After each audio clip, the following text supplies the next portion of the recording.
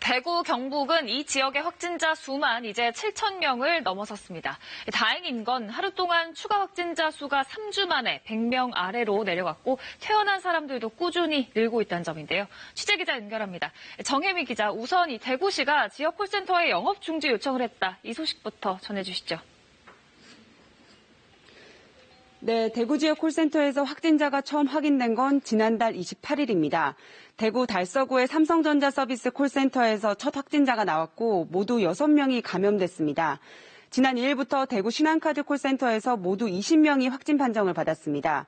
대구시가 콜센터 66곳의 직원 8천여 명을 조사했더니 13곳에서 57명이 확진 판정을 받은 것으로 확인됐습니다.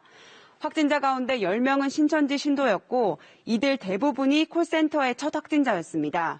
확진자가 발생한 콜센터는 폐쇄됐고 직원들은 모두 자가격리된 상태입니다. 대구시는 추가 확산 방지를 위해 지역에서 운영 중인 콜센터에 대해 이달 말까지 한시적인 운영 중단을 요청했습니다. 어제는 두 자릿수였다는데 몇 명이 확진 판정을 받았나요? 네, 어제 0시 기준으로 대구 경북의 추가 확진자 수는 81명입니다.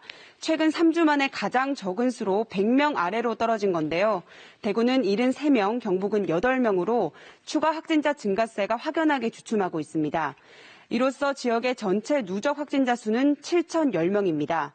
사망자도 늘고 있는데요. 경북 푸른 요양원 입소자였던 90살 여성이 폐렴으로 사망했고 대구에서는 기저질환이 없던 79살 남성이 확진 열흘 만에 숨지는 등 사망자는 모두 64명으로 늘었습니다. 다행히 완치자도 계속해서 늘고 있습니다. 현재까지 대구 경북 지역 완치 환자는 모두 337명, 전체 확진자의 4.8%로 집계되고 있습니다. 대구에서는 어제 하루 동안 99명이 퇴원하거나 퇴소했고 경북에서도 어제 23명이 완치됐습니다. 특히 경산에서는 43살 여성 확진자가 자가격리 10여일 만에 완치 판정을 받아서 자가격리 중 완치된 첫 사례로 기록됐습니다. 인공호흡기와 에크모 치료를 받는 고령층 중증 환자도 현재 40여 명에 달하고 있습니다. 한편 코로나19 사태 장기화로 지역 경제 어려움이 커지고 있는데요.